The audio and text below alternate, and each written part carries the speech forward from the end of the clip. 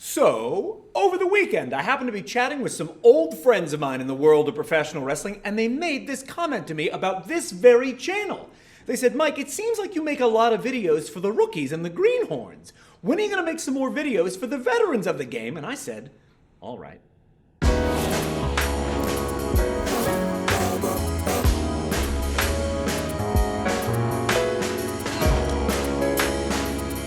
I'm Mike Quackenbush, and this is Till We Make It. And I want to pick up something I started in Chapter 1 of 7 Keys to Becoming a Better Performer. And I want to expand on it a bit, given some new context.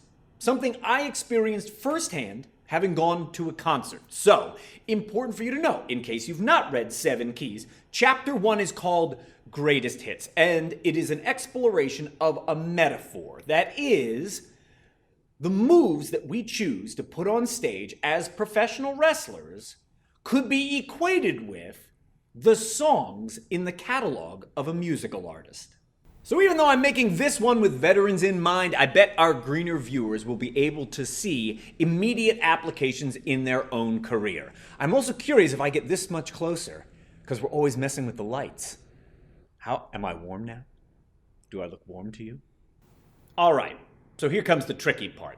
I'm going to explain the Jane rule in a moment. And I want you to know that until like 2 weeks ago, this didn't have a name, but now it does. And this video is titled a certain way because I am this much worried that the person I'm about to talk about is going to find it. And that makes me feel weird. You need to know that I am a massive fan of Jane Monheit. I happen to think she's the most compelling voice in modern jazz, and if you disagree, we will fight and I will win. She has the voice of an angel. So understand that I'm going to feel a little bit sheepish about this, because I've got every Jane Monheit album. I've got the live DVD. I've seen Jane Monheit in concert. And now I need to be a little bit critical of my very favorite jazz artist, and that makes me a tad sheepish. So just a couple weeks ago, I spent a couple bucks to sit front row for a Jane Monheit concert, and I couldn't wait. And I thought about, what songs is she going to play? I have a playlist of my favorite Jane Monheit songs. I wonder how many of those are going to make it into her set list. And the answer to that was 0.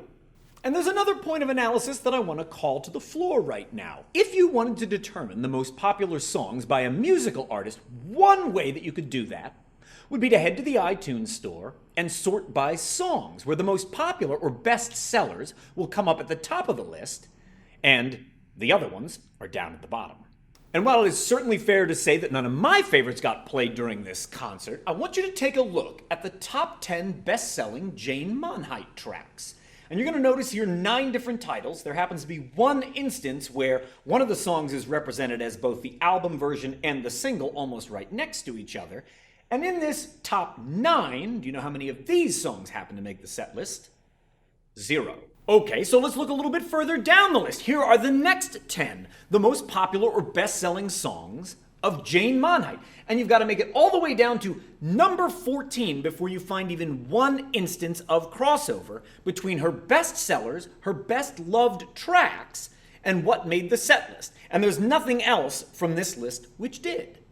And not to belabor this point, but if you wanted to find the majority of the songs that made the set list at the concert that I happened to attend, you'd have to go down outside of the top 50 to find them. If you are listening to this and you are wondering, Mike, what is the point of this bizarre set list analysis? I am about to give you the connective tissue to the world of professional wrestling, especially to my fellow veterans of the game. If you've been at this for any amount of time, you have fans. You have people that follow you. They've followed your career. Whether it's only been for a month or it's been for a decade, there are people that follow your career. And to an extent, we are all beholden to our audience. And to pull together a little bit of the wrestling and a little bit of the music, here's what I mean. You have got to go out there and play some of your greatest hits. Even if you feel like, these are the moves I do all the time. These are the spots that I do all the time. The audience knows them. Yes, that's true. And they also expect them. They come to see you perform expecting that they're gonna get some of the hits. I believe wholeheartedly that artists need to challenge themselves all the time. It doesn't matter if you're a professional wrestler, or you're a musician, or you're some other kind of artist. Of course, you need to challenge yourself. And of course, you need to be working on new material. I'd like to believe that goes without saying, but here I am saying it anyway. However, I did come to a profound revelation after this somewhat dissatisfying Jane Monheit concert, and I call it the Jane Rule. The revelation I had was this: I would not go back for a second helping. I cleared my schedule, drove to the venue, paid for the parking, had a front row ticket, and then spent 2 hours in the theater. And I got an experience that was not what I wanted, nor was it what I expected. And to my fellow veterans, I want to offer you this as the Jane Rule. You must strike a balance. Of course, you can be working on the new material. Of course, you've got to take chances in the ring and challenge yourself. But you've also got to remember the loyal customers that have supported you at every stage of your wrestling career and are still with you now. Because if even one of them is in the house, and there's always at least one of them in the house, you gotta give them something that they want and expect. You've got to remember what brought you to the dance. And no, I am not saying that you've got to do all the exact same moves that you did in your rookie year.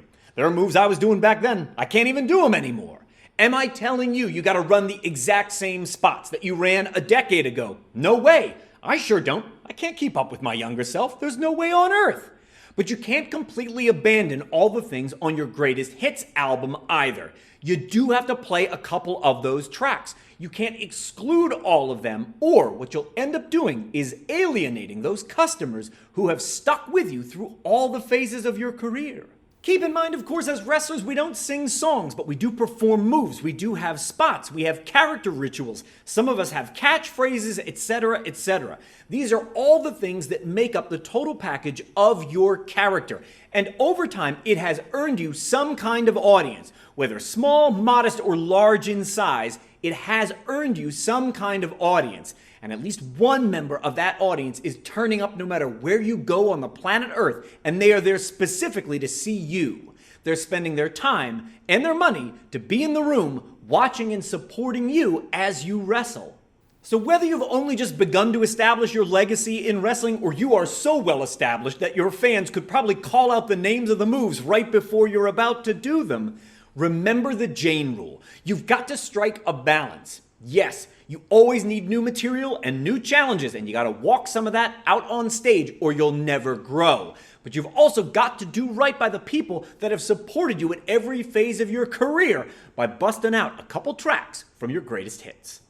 For ideas on developing your greatest hits and a different perspective on their deployment, be sure to check out my book, 7 Keys to Becoming a Better Performer. A book for fellow pro wrestlers explores this concept in depth in Chapter 1 called Greatest Hits. And you will know this when you grab one for yourself over at Amazon.com, or I will read you the audiobook if you insist. Go to Audible.com. I will read it.